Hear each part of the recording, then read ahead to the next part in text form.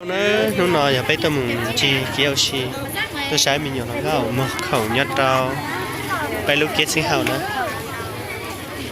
cô là gì cái gặp thế nhở mình nhớ mong mình nhớ chi tím mua mình nhớ mong mình nhớ chu mình nhớ mong đìa mình nhớ mong đại mình nhớ mong được nó một ta là dễ ta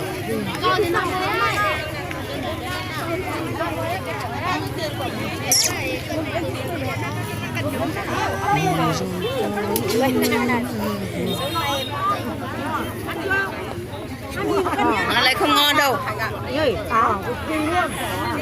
Ăn ngon lắm.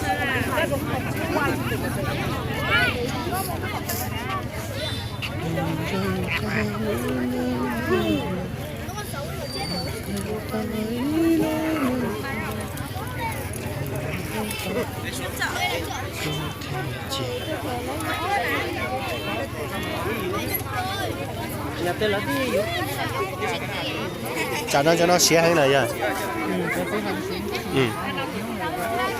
Cá này cho cô lắm. Nhẹ đi bảo khổ.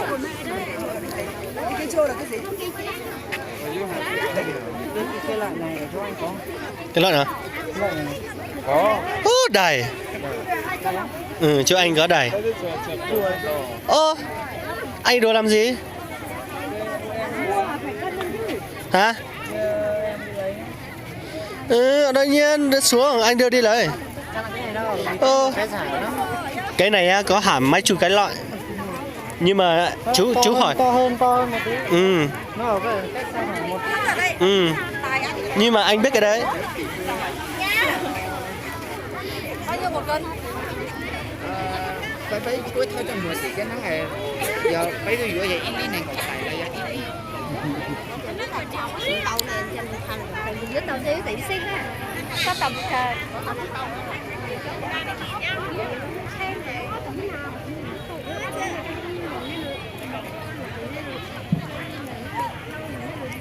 Kỳ chứ nó nè, phải吃哪样？干什么东西？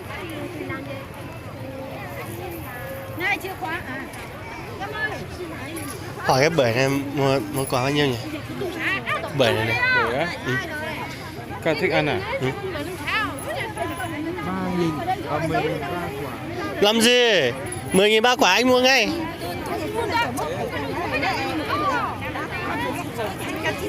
Nào. Hả? Cái gì? Giờ lấy cái hai.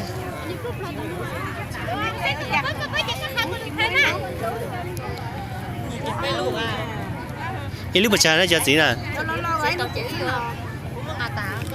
Mày lừa tao đấy hả con? Hả? Rẻ bèo. Rẻ gì mà rẻ? Người ta đi hái còn khổ hơn nhiều. Biết rồi.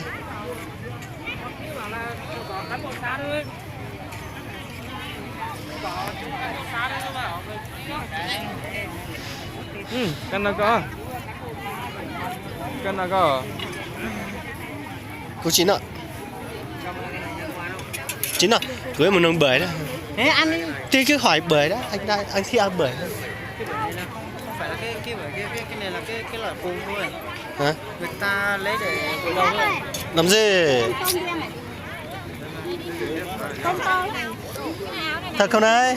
Ồ, cho biết là xa. Hả? Thật không đấy? Cái đầu kia. Đúng là lo phải chế à? Phải. Xem nào có tiền nữa. Nó ăn tôm này, tôm to này. Tôm để hấp. Đây. Nếu có tiền lẻ để em mua.